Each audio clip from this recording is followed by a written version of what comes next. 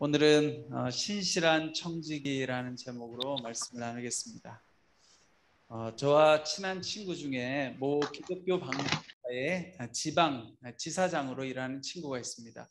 제가 일전에도 한번 이야기한 것 같기도 하고 그렇지만 여러분 한번 들으셨으면 다시 또 들어주시면 좋을 것 같습니다.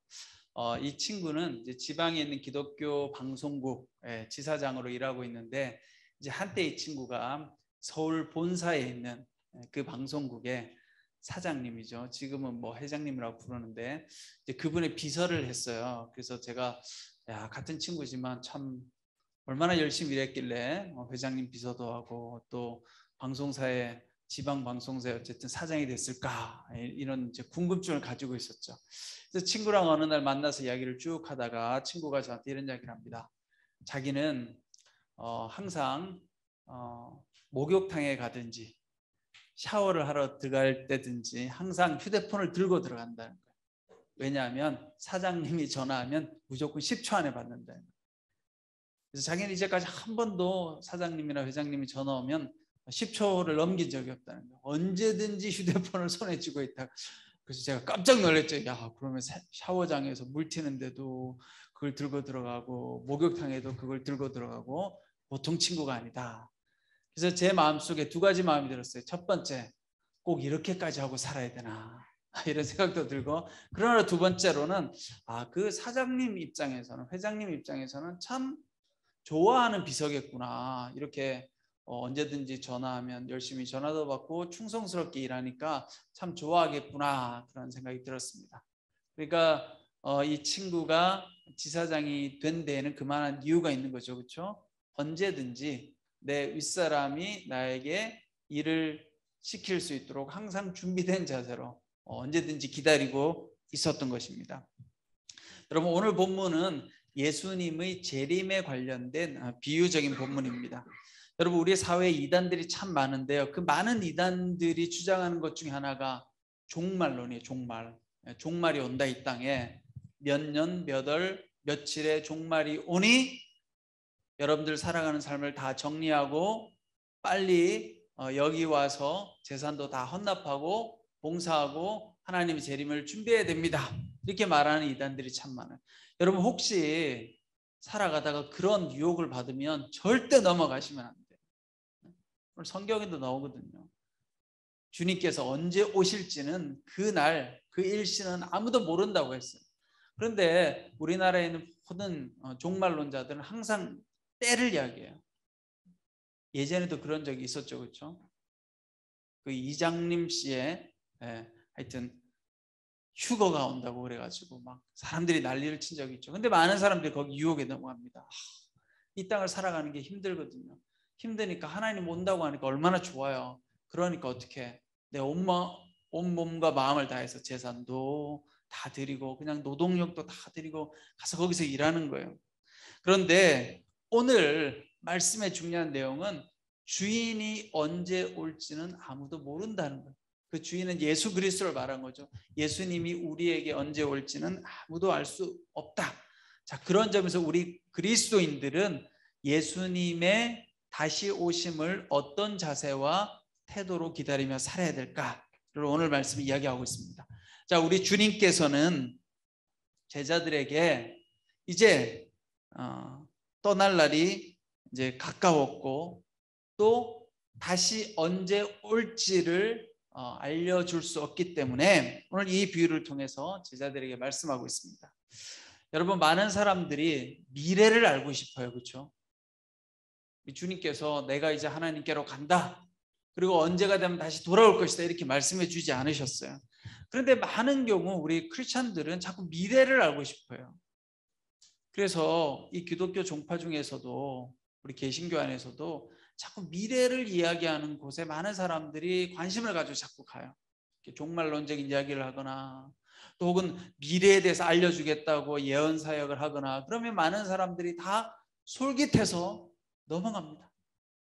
그러면 제가 지난달에 기적에 대한 이야기를 했잖아요. 기적도 마찬가지예요. 많은 사람들이 다 기적에 솔깃해요.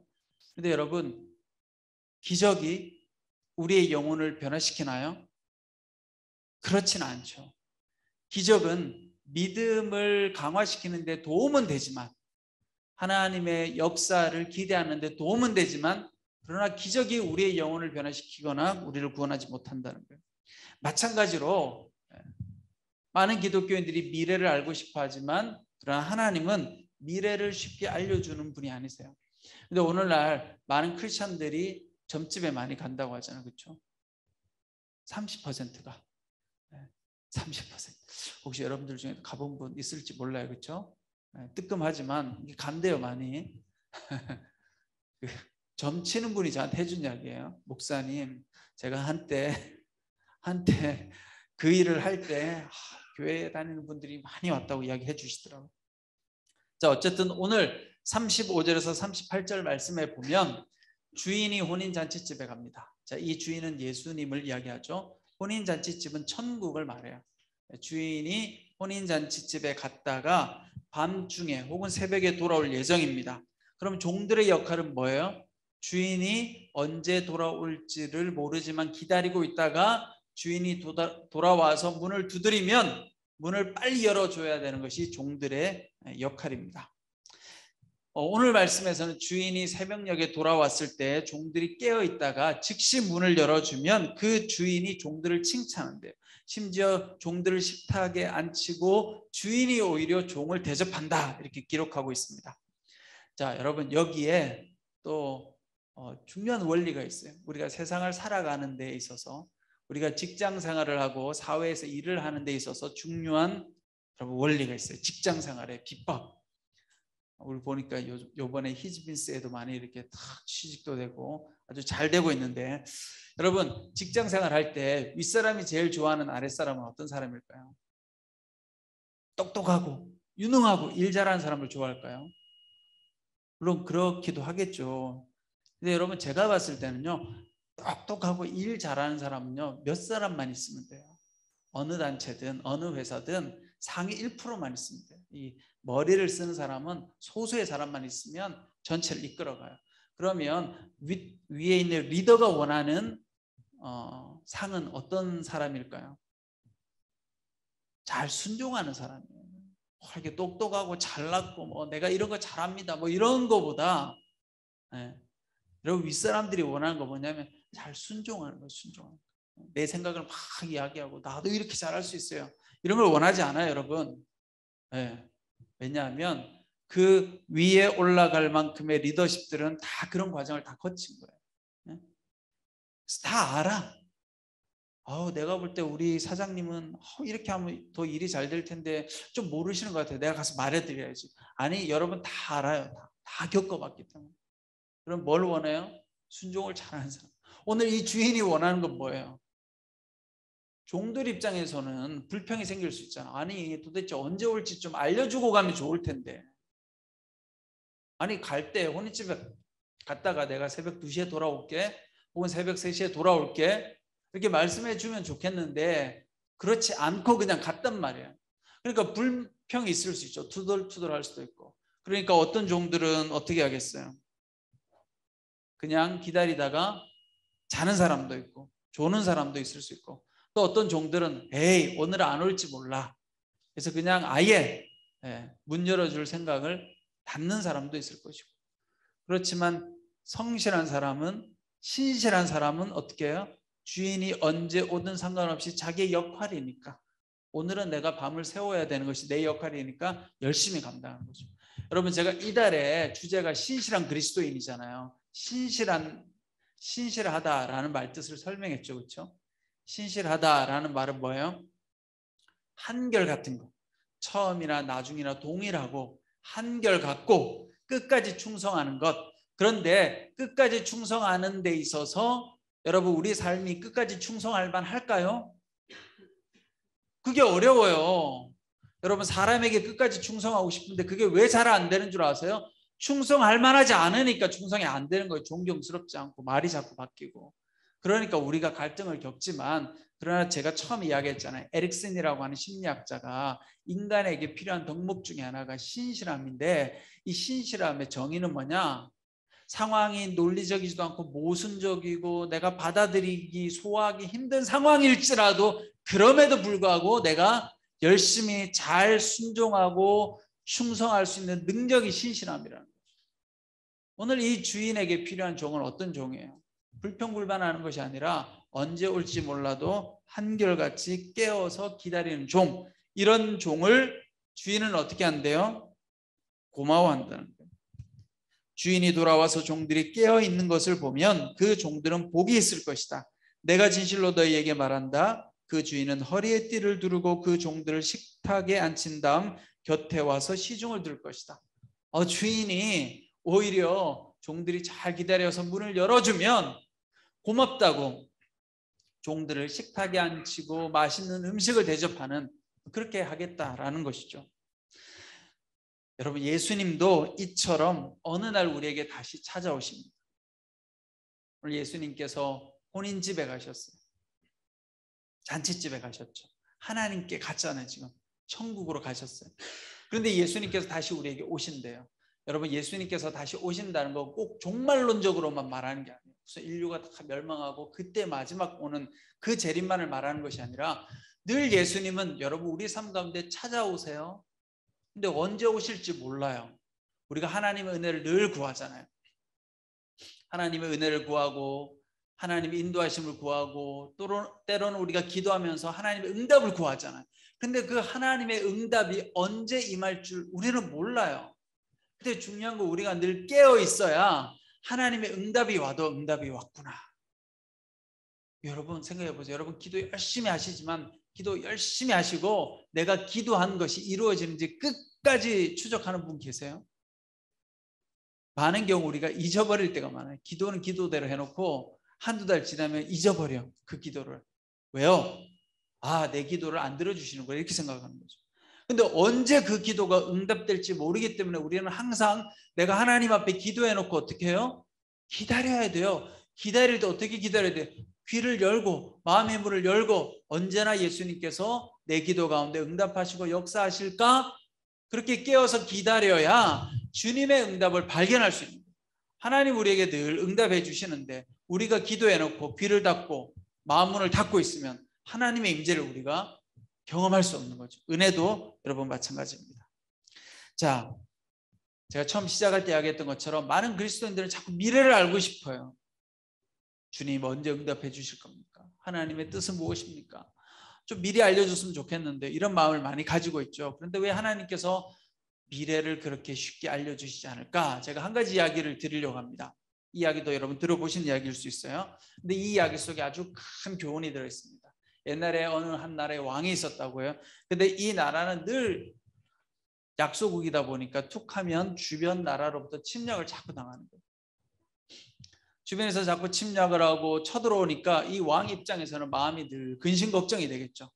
그래서 늘 고민이 되는 거예요. 내가 다른 나라가 언제 침략해 올지만 알 수만 있다면 미리 대비하고 준비할 수 있을 텐데 늘 그런 마음이 드는 거예요.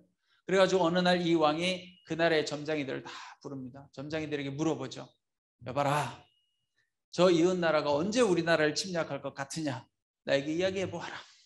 근데 여러분 그 점장이가 알 수 있겠어요? 알 수 없죠. 그러니까 왕이 이제 답답해서 그 나라에 있는 철학자들 또 여러 종교인들 지혜자들 다 부른 거예요. 다 불러가지고 우리나라가 언제 침략을 당할지 아는 사람들을 한번 이야기해 보거라. 근데 아무리 물어봐도 다 알 수가 없죠, 그렇죠? 마치 성경에 나오는 다니엘서에 나오는 그 바벨론 왕의 그 꿈처럼, 느부갓네살 왕의 꿈처럼 아무도 꿈 해몽을 못하는 거예요. 그런데 주변에서 이런 이야기를 하는 거예요. 왕이셔, 저 산속에 아주 은둔해서 열심히 돌을 닦고 있는 수도자가 있는데 그 수도자에게 가서 물어보면 답을 알고 있을지 모릅니다. 그래서 이제 그 왕이 그 은둔하고 있는 수도자를 부르죠. 수도자에게 물어봅니다. 저 이웃 나라가 언제 이 나라를 침략할 것 같으냐? 이렇게 물어보니까 이 수도자가 이렇게 이야기합니다. 말해드릴 수 없습니다. 왕이 또 다시 물어봅니다. 명령이다. 빨리 저 이웃 나라가 언제 침략할지 나에게 다시 말해보아라. 그러니까 또 다시 이렇게 이야기해요. 말해드릴 수 없습니다. 제가 잘 모릅니다. 이렇게 말하지 않고요. 말해드릴 수 없습니다. 이건 뭐 알고 있는 것처럼 보이잖아요. 그렇죠? 말해드릴 수 없습니다. 그러니까 왕이 화가 나요. 그러면 언제 침략할지는 말할 수 없지만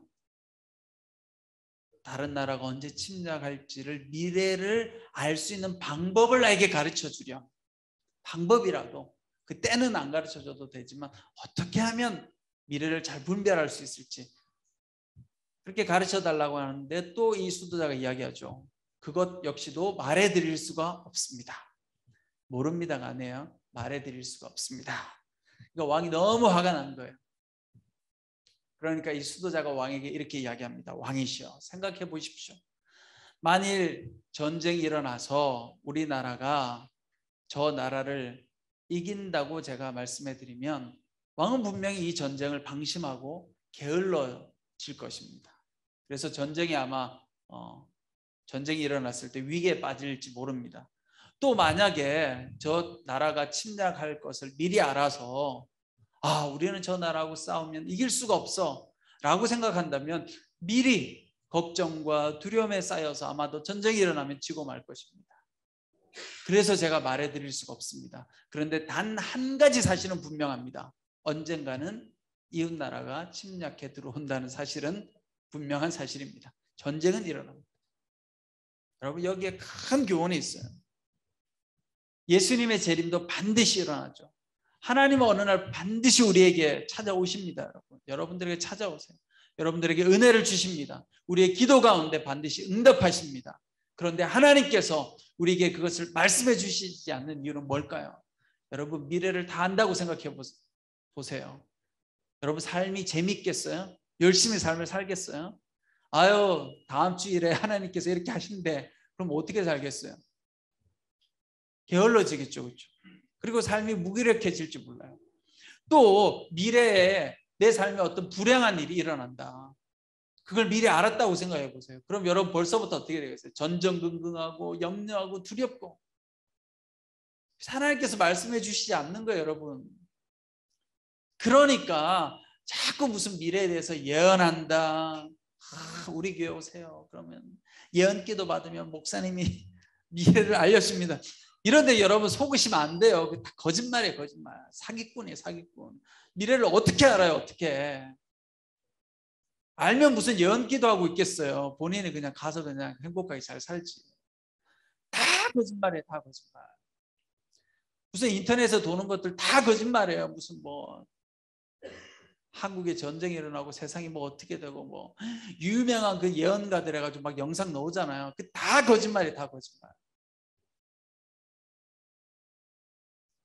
성경을 우리가 열심히 안 읽으니까 자꾸 미혹당하는 거예요. 그런 거예요. 여러분, 영어로 현재라고 하는 단어가 present잖아요, 그렇죠? 근데 영어로 선물이 뭐예요? 또 present예요. 똑같은 말이에요. 현재가 선물이다. 하나님이 오늘 우리에게 준 이 삶이 선물인 거예요. 이 삶을 우리가 오늘 하루하루 열심히 최선을 다해서 살아가면 그것이 하나님이 우리에게 주시는 축복인 거예요. 미래에만 꼭 축복이 오는 게 아니라 어느 날 복이 오는 것이 축복이 아니라 오늘 하루하루 우리가 하나님과 동행하면서 나에게 준 삶을 최선을 다해 사는 거예요. 그런데 오늘 우리에게 주어진 삶은 때로는 기쁠 때도 있고 때로는 어때요? 슬플 때도 있는 거예요. 때로는 아플 때도 있고 때로는 고난도 있지만 그러나 하나님과 함께하면 그것을 우리가 믿음으로 잘 이겨나갈 수 있는 것입니다. 그래서 우리에게 필요한 덕목은 뭐예요? 신실함인 거예요. 신실함. 언제 하나님의 때가 임할 줄 모르는 거예요. 그러니까 오늘 하루하루 우리가 믿음을 잘 지키고 또 하나님의 오심을 늘 갈망하고 기다리면서 믿음 가지고 가면 되는 거예요, 여러분. 그런데 우리에게 가장 위기는 뭐예요? 절망인 거예요, 절망. 그럼 오늘 하나님의 은혜가 임하는데 오늘 절망하고 있으면 어떻게 돼요? 그 은혜를 못 붙드는 거잖아요. 은혜를 못 취하면 뭐가 돼요? 사탄의 노예가 되는 거예요. 어둠과 절망에 빠지는 거죠. 그래서 여러분, 우리에게 하루하루를 열심히 최선을 다해서, 그렇지만 오늘 절망이 있어서 오늘 절망이 닥치면 우리가 다 그런 마음에 사로잡혀요. 내일도 이것이 유지될 거야. 한 달 뒤에도 1년 뒤에도 오늘 내 삶 가운데 조울증이 있고 우울증이 있고 조현병이 있으니까 내일도 그럴 거야. 이게 인간이 가지고 있는 어려움인 거예요, 여러분. 우리 모두가 다 그런 거에 사로잡힐 수밖에 없어요. 지금 힘들면. 그렇지만 여러분, 내일은 모르는 거예요. 내일은 누구의 영역이에요? 하나님의 영역이에요. 하나님의 영역. 그러니까 오늘 하루 나에게 준 삶에 최선을 다해서 어제나 오늘이나 내일이나 동일하게 믿음을 가지고 살아가면, 예수님은 어떤 분이에요? 신실한 분이라고 하잖아요. 하나님은 어제나 오늘이나 내일이나 동일하신 분, 그 동일한 하나님의 속성은 여러분과 저를 사랑하고 구원하고자 하는 것이 하나님의 마음이기에, 하나님은 우리가 바라는 때가 아니지만 하나님의 때에 우리에게 가장 좋은 것으로 하나님께서 채워주신다는 사실입니다. 여러분, 그 믿음을 한결같이 가지고 나아가시기를 간절히 축원합니다. 기도하겠습니다.